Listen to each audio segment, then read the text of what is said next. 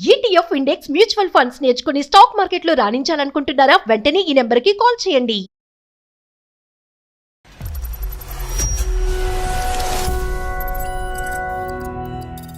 Problem ఏంటంటే sir, మా బావ సార్ సొంతం వైఫ్ లాగా కేర్ చేస్తాడు సార్. వ్యక్తి మంచోడేనమ్మా? అంటే మెంటల్ గా కూడా నన్ను హారాస్ చేస్తాడు ఆయన.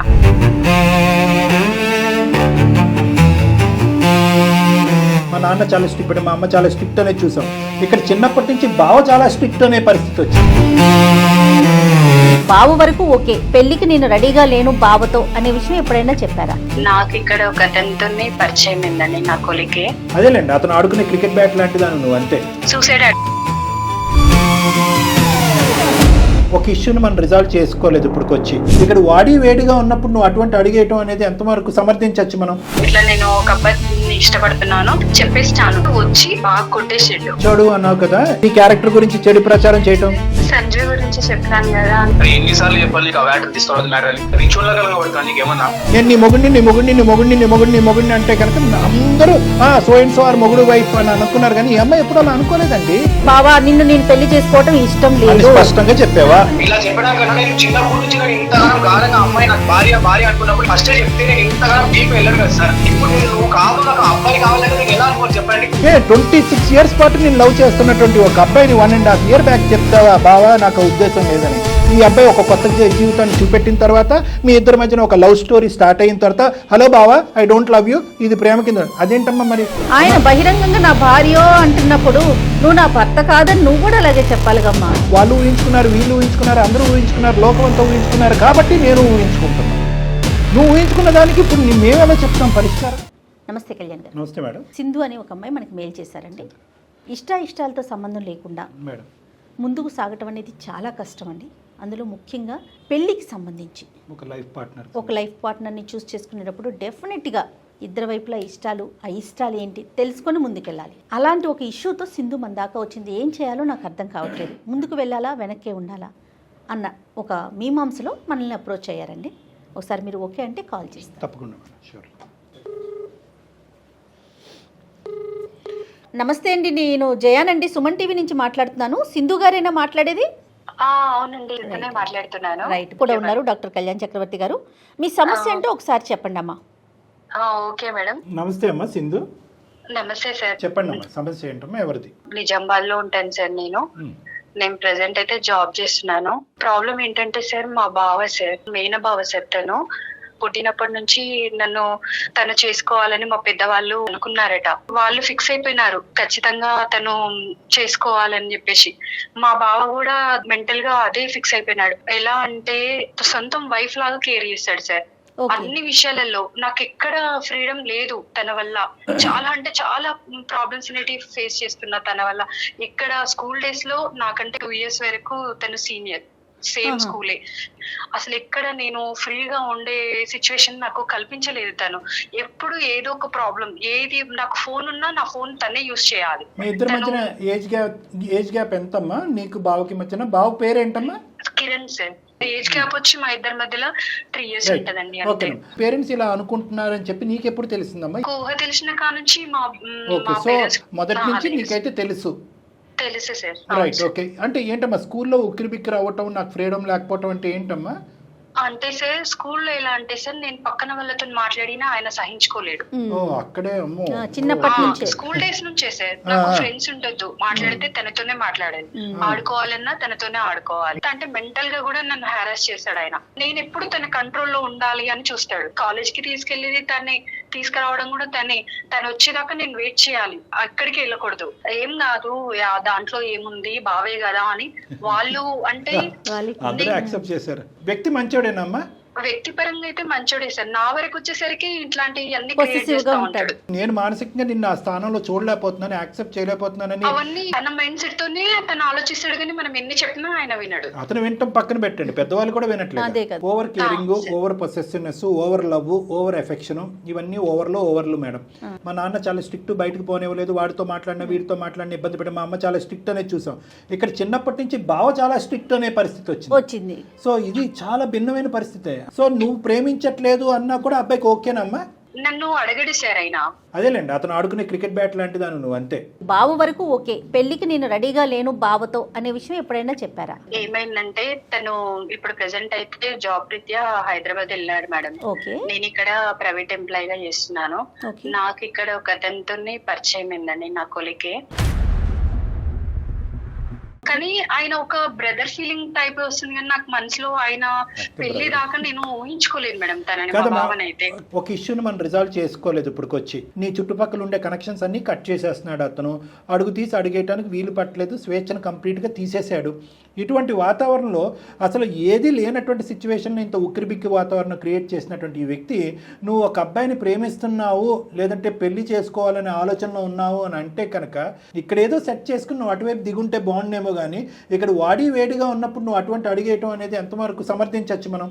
హస్బెండ్ గా అనేది ఊహించుకోలేదు తనని అదే ఎప్పుడు నేను. అంతవరకు మా అందరికి ఆయన- అర్థమైందమ్మా. కానీ అబ్సల్యూట్గా నీ తరపు నుంచి మీ తల్లిదండ్రులు కానీ వాళ్ళ తల్లిదండ్రులు కానీ కిరణ్ వైపు నుంచి కానీ అన్ని ప్రయత్నాలు చేసిన తర్వాత ఇంక ఏ ప్రయత్నం చేసినా కూడా విఫలమవుతుంది అనేటటువంటి కంక్లూజన్కి నువ్వు వచ్చావా?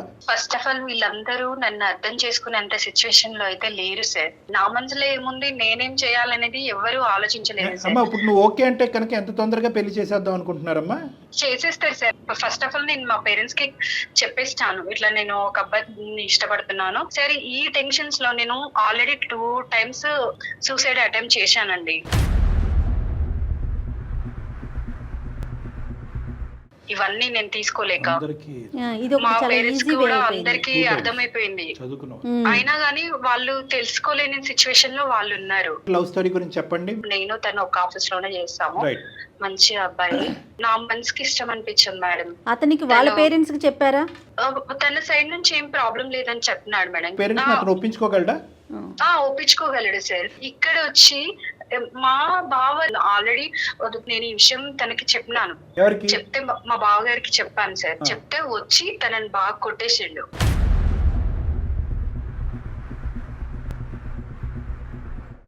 నువ్వు ప్రేమించిన అబ్బాయిని కొట్టాడమ్మా? వెళ్ళాడు.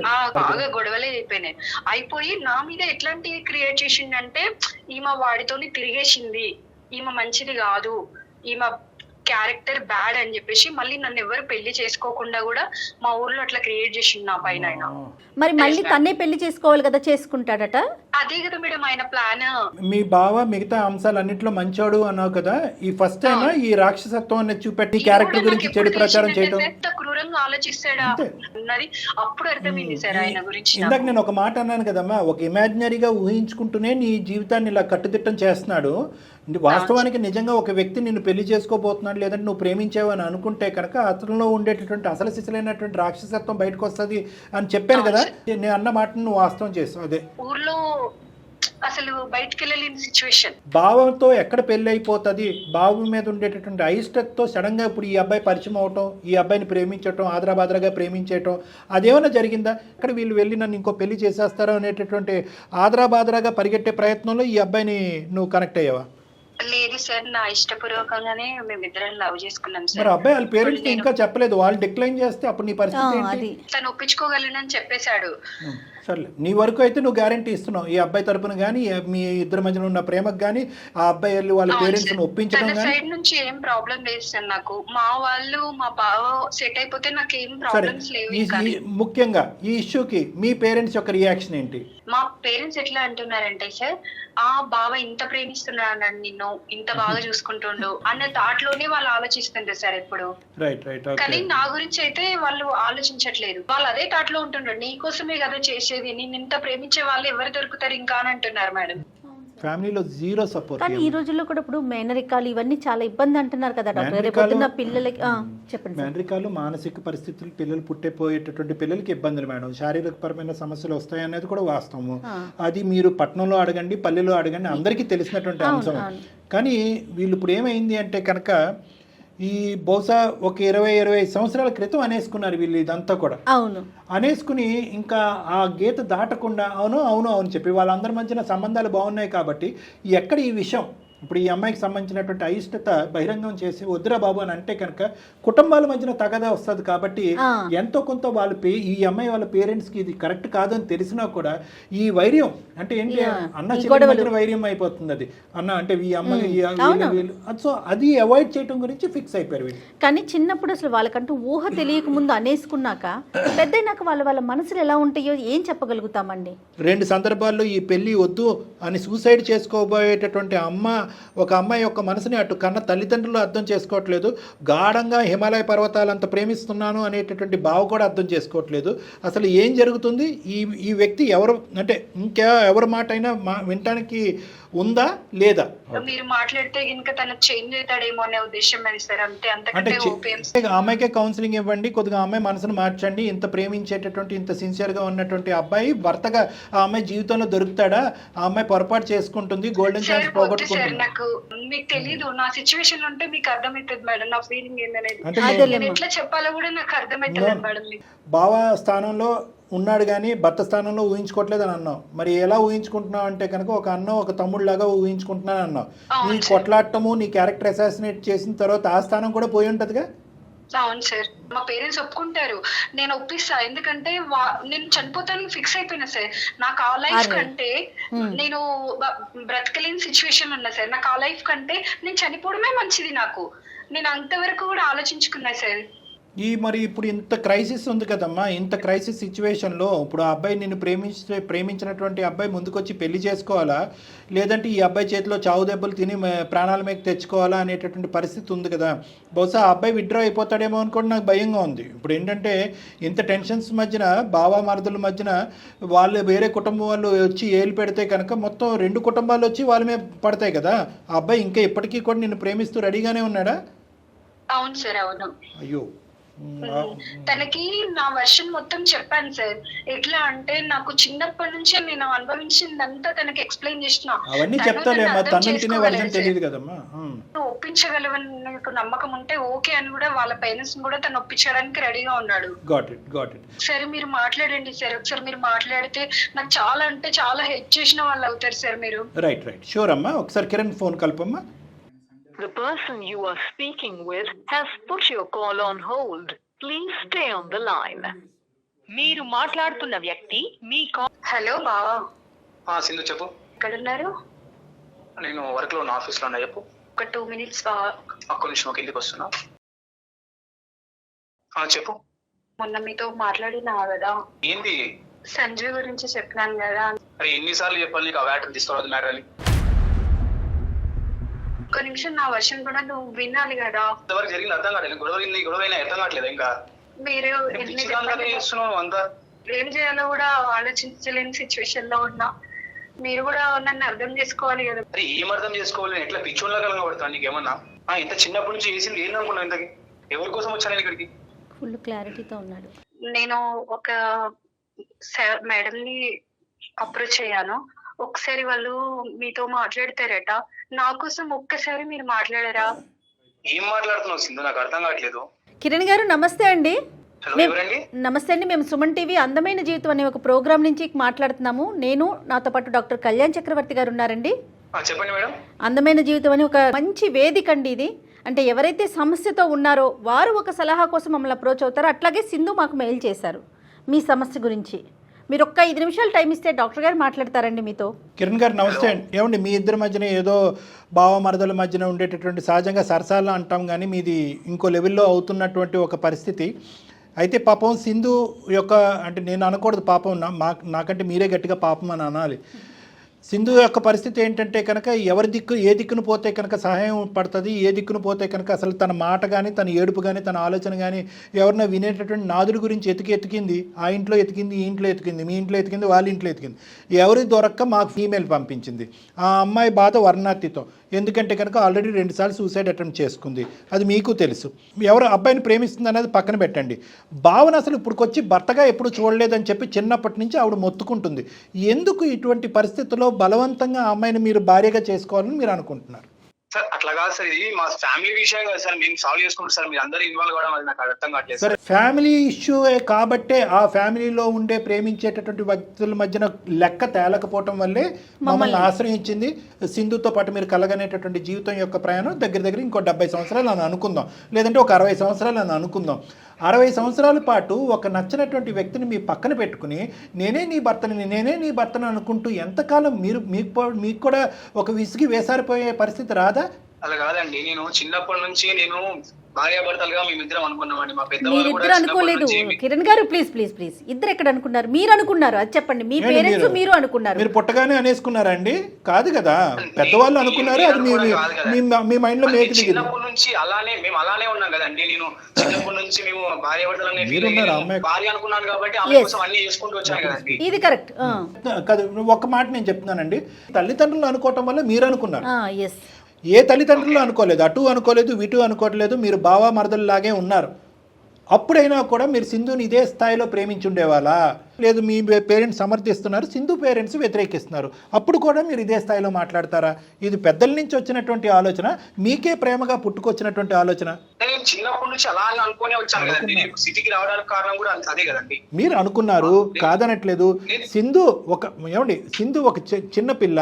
ఆ అమ్మాయి చిన్నప్పటి నుంచి తన చిన్నతనం అంతా కూడా ఎదురింటి వాళ్ళు, పక్కింటి వాళ్ళ గురించో లేదంటే అమ్మ నాన్న వల్ల పోలేదు. మీ వల్ల కూడా తన చిన్నతనంలో ఉండే స్వేచ్ఛయుతమైనటువంటి వాతావరణం త్యాగం అయిపోయింది. తెలుసా అండి మీకు అది? ప్రేమ చూపించడం కూడా తప్ప అండి. అదే మన ఇద్దరు యొక్క డిస్కషన్ ఒకే పాయింట్ మీద, నేను అది స్వేచ్ఛను హరించడం అని అంటున్నారు, మీరేమొచ్చి అది ప్రేమని అంటున్నారు. ఆ ప్రేమ అనే పాట మీరు పాడుతున్నారు, మీ అమ్మ నాన్న పాడుతున్నారు. దురదృష్టం ఏంటంటే వాళ్ళ అమ్మ నాన్న కూడా అదే పాడుతున్నారు. మీరు వచ్చి ఒక మనిషిని కొట్టినా అది ప్రేమ అంటున్నారు, ఈ అమ్మాయి క్యారెక్టర్ కరెక్ట్ కాదు అని అన్నా కూడా అది ప్రేమ అంటున్నారు. మీరు ఏ స్థాయిలో ప్రేమిస్తున్నారు అంటే కనుక ఆ అమ్మాయిగానే మర్చిపోయింది. ఆ స్థాయి ప్రేమను ఎవరిని ఉద్ధరించడానికి? ఇప్పుడన్నా సింధు నేను కూడా అనుకున్నాను అనే మాట అనండి. నేను ఎప్పుడు తనకి చెప్పలేదు సార్. చచ్చిపోయిందండి అమ్మాయి, ఇంకా పైపెచ్చి మనం అనుకుంటున్నాం. ఈరోజు సింధు నాకు ఫోన్ మాట్లాడాలి, నాతోనే ఉండాలనుకోవడం తప్ప అండి. మీరు ఎంత లవ్ చేస్తే ఆ అమ్మాయి అంత లవ్ చేస్తే కనుక మీ ప్రయాణం సాఫీగా అవుతుంది. మీరు ఒక్కరినే ప్రేమిస్తున్నారు, మీరు కొట్టినా ప్రేమ, తిట్టినా ప్రేమే, అమ్మాయిని నిర్బంధించినా ప్రేమ. అంటే ప్రేమకు సంబంధించినటువంటి నిర్వచనాలంతా కూడా ఆ టెక్స్ట్ బుక్ మీరే రాసేసుకుని, నేను రాసుకున్న టెక్స్ట్ బుక్ నువ్వు కూడా చదవాలి అంటే ఎలా చదువుతుందండి? ఆ అమ్మాయి సంజీవ్ అనేటటువంటి అబ్బాయిని ఆ అమ్మాయి ప్రేమించింది ఈరోజు. ఏమండి, ఆ అబ్బాయి కూడా ఆ అమ్మాయిని ప్రేమిస్తున్నాడు. అది ప్రేమకు నిర్వచనం. ఇద్దరు ఒకరినొకరు ఆలోచించట్లేదు సార్ మీరు. మీ పాయింట్ ఏంటో చెప్పండి. అమ్మాయి కోసమే నేను నా భార్య అనుకునే చిన్నప్పటి నుంచి నేను అమ్మాయి కోసమే ఉంటే, అమ్మాయితోనే ఉండి ఇప్పుడు అమ్మాయి కోసమే నేను సిటీకి వచ్చి నేను జాబ్ చేస్తూ ఇవన్నీ సంపాదించి అమ్మాయి కోసమే కదండి. ఈ ప్రేమకి 200కి 100కి 200 మార్కులు పడతాయి. కానీ ఒక ప్రేమ అనేటటువంటిది ఇచ్చిపుచ్చుకునేటటువంటి ఒక అంశం. నేను నీ మొగుడిని అంటే కనుక అందరూ సో అండ్ సో ఆర్ మొగుడు వైఫ్ అని అనుకున్నారు. కానీ ఈ అమ్మాయి ఎప్పుడు అలా అనుకోలేదండి. సింధు మిమ్మల్ని ప్రేమిస్తుందా లేదా? ప్రేమిస్తుందా అంటే ప్రేమిస్తుంది కాబట్టి ఎన్నాళ్ళు ఏం చెప్పలేదండి. తను అర్థం చేసుకోలేని సిచ్యువేషన్ ఉన్నాడు సార్. నేను ఎన్ని చెప్పిన నేను చెప్పలేకపోయినా, కానీ కొన్ని విషయాలలో చూపించిన తనకి. ఇప్పుడు మాకు ఎట్లా చెప్పావు? అట్లాగే బావా నేను పెళ్లి చేసుకోవటం ఇష్టం లేదు, స్పష్టంగా చెప్పావా? నాకు నిన్ను భర్తగా ఊహించుకోవట్లేదు అన్నమాట ఎందుకు చెప్పలేదు మీరు? ఇయర్ బ్యాక్ అట్లా చెప్పినా కానీ మేడం, అంతకు ముందైతే నేను ఎప్పుడు చెప్పలేకపోయినాను.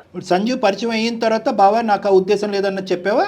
బిఫోరే చెప్పావా? అంటే మా పెళ్లి గురించి 1 year నుంచి ఇట్లా ఇంట్లో ఇట్లా అవుతుందని చెప్పినాను కదా సార్.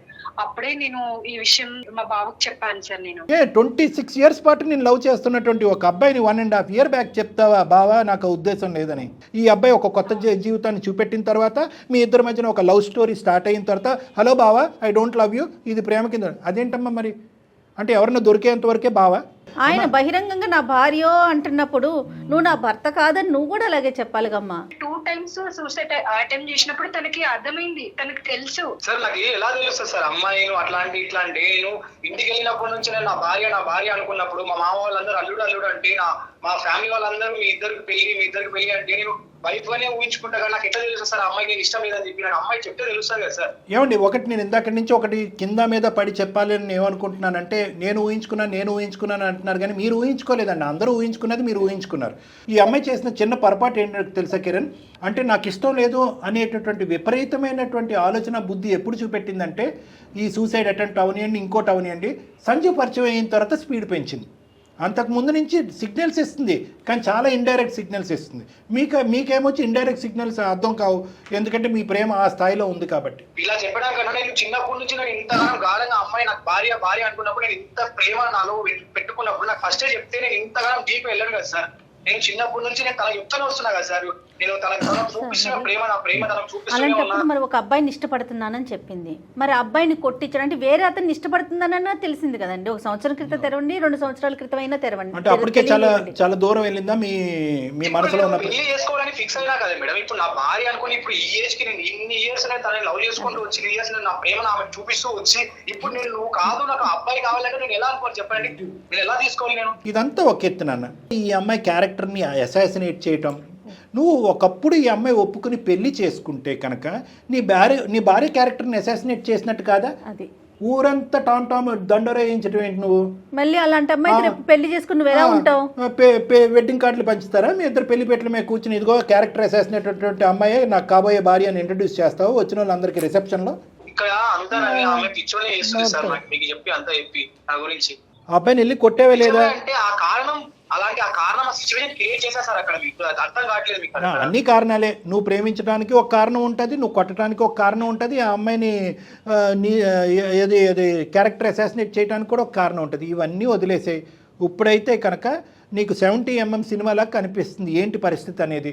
నీ ప్రేమ స్వచ్ఛమైంది, నీ ప్రేమ గొప్పది, మీ ప్రేమని కించపరట్లేదు, సంకోచించట్లేదు, మేము క్వశ్చన్ చేయట్లేదు. నీ ప్రేమ పర్ఫెక్ట్. కానీ నువ్వు ఇచ్చే అంత ప్రేమ ఆ అమ్మాయి తిరిగి నీకు ఇచ్చే పొజిషన్లో అప్పుడు ఇప్పుడు ఎప్పుడూ లేదు. మరి ఇప్పుడు నేను నా పరిస్థితి ఏంటి సార్? ఇంతవరకు నేను ఇక్కడికి వచ్చి నేను జాబ్ చేసి ఇంత చేస్తున్న పరిస్థితి ఏంటంటారు? ఇన్ని అంతస్తులు బిల్డింగు ఎవరు కట్టుకున్నారు నాన్న? యూజువల్గా సార్ మా ప్రేమ చాలా గాఢమైనటువంటి ప్రేమ అని అమ్మాయిలు మా దగ్గరికి వస్తూ ఉంటారు. అంటే ఏంటంటే ఆ ప్రేమకి ఈ అమ్మాయి కొంత కాంట్రిబ్యూట్ చేస్తే ఈ అబ్బాయి కాంట్రిబ్యూట్ చేస్తాడు, ఈ అబ్బాయి వెళ్ళి అమ్మ నాన్నతో ఫైట్ చేస్తే ఈ అమ్మాయి వెళ్ళి అమ్మ నాన్నతో ఫైట్ చేస్తుంది. కాబట్టి వాళ్ళు ప్రేమ అనేటటువంటి ఒక మేడ, ఒక 10 అంతస్తుల మేడ కట్టుకుని అందరితో పోరాడి ఫైనల్గా పెళ్లి చేసుకుంటారు. ఇక్కడ ఎవరు కట్టారు, ఎవరు కట్టుకున్నారు, ఎవరు కాంట్రిబ్యూట్ చేశారు? ఈ బిల్డింగ్ని కట్టడానికి ఎవరు కాంట్రిబ్యూట్ చేశారు? నువ్వే కట్టుకున్నారు. వాళ్ళు ఊహించుకున్నారు, వీళ్ళు ఊహించుకున్నారు, అందరూ ఊహించుకున్నారు, లోకమంతా ఊహించుకున్నారు. కాబట్టి నేను ఊహించుకుంటున్నాను. నువ్వు ఊహించుకున్న దానికి ఇప్పుడు మేము ఎలా చెప్తాం పరిష్కారం? మాకు బాధగానే ఉంది, ఇది కరెక్ట్ కాదని అనిపిస్తుంది. ఒక విధంగా ఆలోచిస్తుంటే ఇంత గాఢంగా ప్రేమించేటటువంటి భర్తలు రావాలని ఎంతోమంది ఆడపిల్లలు ఎన్నో పూజలు చేస్తున్నారు. మొత్తానికి ఏం చేయాలనుకుంటున్నారు? దబాయింపు ఇలా మాట్లాడితే ఏ అమ్మాయి మాట్లాడుతా తమ్ముడు? నాకు అట్లాంటి ఫీలింగ్ అయితే ఎప్పుడూ లేదు నీ మీద. నేను ఒక బ్రదర్ అనుకున్నాను కానీ నేను ఎప్పుడూ అలా మిమ్మల్ని ఊహించుకోలేదు బావా. సారీ, నా వల్ల మీకు ఏమైనా ఇబ్బంది అయితే మాత్రం నేను చిన్నప్పటి నుంచి చెప్పుకోలేను. ఏమనుకున్నావు? నాకు అది ఎప్పుడు ప్రేమలా కూడా అనిపించలేదు. నువ్వు చేసేదంతా నాకు మైండ్ మొత్తం పిచ్చిదాన్ని చేసింది అంతే. ఇంకా నాకు అది చెప్పుకోలేని సిచ్యువేషన్ లో ఉన్నా మీతో కూడా. అది ఒక మెంటల్ హారాస్ గా అయిపోయింది నాకు. మీరు ప్రేమ అనుకుంటారేమో కానీ నా వర్షం నుంచి నా గురించి మీరు ఆలోచించలేరు. ఆ అమ్మాయి చెప్పవలసిందంతా చెప్పాము మేము, ముందు వెనకాతల అన్నీ చెప్పాము. అప్పుడు ఇప్పుడు ఎప్పుడు ఒకే లైన్తో ఎండ్ చేస్తున్నాను నేను. అప్పుడు ఇప్పుడు ఎప్పుడు కూడా నాకు నా భావం మీద ఆ విధంగా నేను చూడలేకపోతున్నాను, నా ప్రేమ రావట్లేదు అని ఆ అమ్మాయి ఫుల్ స్టాప్ పెట్టేసింది. మీరు ఇంకా ఫుల్ స్టాప్ పెట్టాలి అనుకుంటున్నారా ఈ విధమైనటువంటి ప్రయత్నానికి? లేదంటే ఇంకా పోరాడుతూ ఆ అమ్మాయిని మీ భార్యగా చేసుకోవాలనుకుంటున్నారు? ఇప్పుడు ఇంతవరకు నేను నా ఎఫర్ట్స్ అన్ని పెట్టాను సార్. అవతల నుంచి కూడా ఎఫర్ట్స్ కొన్ని ఉన్నాయని అనుకున్నాను సార్ ఈ రోజు. సో అమ్మాయి కూడా ఇప్పటి వరకు నాకు అన్నయ్య అని అన్న తర్వాత నేను ఇంకా దీన్ని నేను సాగరించాలని అనుకోవట్లేదు సార్. నేను ఏదో చెప్పుకోగలుగుతా, ఇంకా దీన్ని నేను లాగదీయాలనుకోవట్లేదు. నా నుంచి మీకేమన్నా ఇబ్బంది అనిపిస్తే సారీ, నేను ఇంకేం చెప్పలేను బావ మీకు. ఇంకా చెప్పడానికి ఏం లేదు సార్. ఇంకా నేను అమ్మాయి నుంచి ఇంకా ఆ పిలుపు వచ్చిన తర్వాత నేను ఇంకా దాన్ని నేను నా ప్రేమ అని చెప్పలేకపోతున్నాను సార్. కిరణ్, ఈ రోజు కిరణ్ ఒక పాయింట్ చెప్తాను. నాకు జయ మేడం కూడా ఈ విషయంలో చాలా బాధగా ఉంది. ఎందుకంటే ఒకే పాయింట్, ఇంతగా గాఢంగా ప్రేమించేటటువంటి ఒక వ్యక్తి ఒక మనిషికి జీవిత భాగస్వామ్యం అవుతాడు అనేటటువంటి ఆలోచన ఆ అమ్మాయి విరమించుకుని వెనక్కి వెళ్ళిపోతుంది. అది ఎవరి ఇష్టం వాళ్ళది, మనకు కాదనట్లేదు.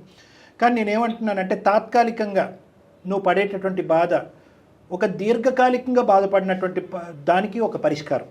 ఇప్పుడు టెంపరీగా ఈ అమ్మాయి దగ్గర అమ్మాయి చూసుకుంటుంది, నీ ప్రేమ ఫలించలేదని నువ్వు బాధపడుతూ ఉంటావు. తాత్కాలికం. జీవితాంతం ఆ అమ్మాయిని ఇప్పుడు బలవంతంగా పెద్దలు నొప్పించి మెడ ఉంచి పెళ్లి చేసేసుకుని ఆ అమ్మాయితో బలవంతంగా కాపురం చేసేసుకుని ఒక 2 పిల్లలను కనేసి ఆ అమ్మాయి ఎప్పుడు అయిష్టంగానే నీ పక్కన ఉంటూ నీ పక్కన కూర్చుని మాట్లాడుతుంటే ఎవరికి మాత్రం, ఏ మగాడికి ఏ మొగుడికి మాత్రం నచ్చుతుందనా? ఈరోజు నిన్ను సేవ్ చేసిన వాళ్ళం కాదా మేము? ఆ అమ్మాయిని ఒక్కదాన్ని సేవ్ చేసావా? ఆ అమ్మాయి ఒక్కదానికే మేము పరిష్కారం చెప్పావా? నీకు కాదా? చెప్పు. అవును సార్, నేను ఇప్పుడు బలవంతంగా పెళ్లి చేసుకున్నా కూడా ఆమె నాతో అబ్సల్యూట్లీ సంతోషంగా కాపురం చేస్తుందని వెరీ గుడ్. నమ్మకం లేదు సార్. ఇక్కడ ఏంటంటే ఒకటి మానసికంగా తీసేసాయి.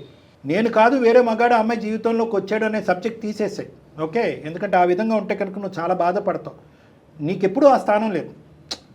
యూజువల్గా ఎలా అంటామో, సార్ నన్ను కూడా ప్రేమించింది, మధ్యలో విడిపించేసుకుని వేరే వాడిని కూడా ప్రేమించింది, నన్ను నా భార్య నా గర్ల్ ఫ్రెండ్ నన్ను మోసం చేసిందని అంటారు. ఇక్కడ ఆ సబ్జెక్ట్ లేదు. ఇది నిన్ను మోసం చేసినట్టు కాదు. ఆ అమ్మాయి ఇచ్చినటువంటి ఇండికేషన్స్ నువ్వు రిసీవ్ చేసుకోలేదు. ఆ అమ్మాయి ఎప్పుడు ఒక క్లారిటీగా చెప్పలేదు. ఆ అమ్మాయి ఎప్పుడు కూడా ఫస్ట్ లవ్ ఆ అమ్మాయిలో సంజు ఆ అమ్మాయిని లవ్ చేస్తున్నాడు, ఆ అమ్మాయిని సంజు లవ్ చేస్తున్నాడు. సో ఇక్కడ నిన్ను మోసపోయినట్టుగానో మోసపడినట్టుగానో నువ్వు ఫీల్ అవ్వద్దు. నువ్వు కొత్త జీవితాన్ని, కొత్త ప్రపంచాన్ని ప్రారంభించు. నిన్ను నచ్చి నీవు కావాలని కోరుకునేటటువంటి అమ్మాయి ఖచ్చితంగా నీ జీవితంలో వస్తుంది. ఈ బలంతో పెళ్ళి, ఈ బలవంతంగా ఒప్పించేటటువంటి విధానాన్ని ఇక్కడితో విరమించుకుని నీ తల్లిదండ్రులకు కూడా నచ్చజెప్పేటటువంటి ప్రయత్నం చేయి. ఎవరూ కూడా రేపొద్దున వచ్చి ఈ అమ్మాయి మీద వేలెత్తి చూపెట్టి నువ్వేంటి ఇలా చేసావు అలా చేసావు అని రకరకాల నానా మాటలు అన్నా కూడా వాళ్ళందరి నోర్లు కూడా మూయించేటటువంటి బాధ్యత కూడా నువ్వు తీసుకోవాలనేది నా విన్నపం.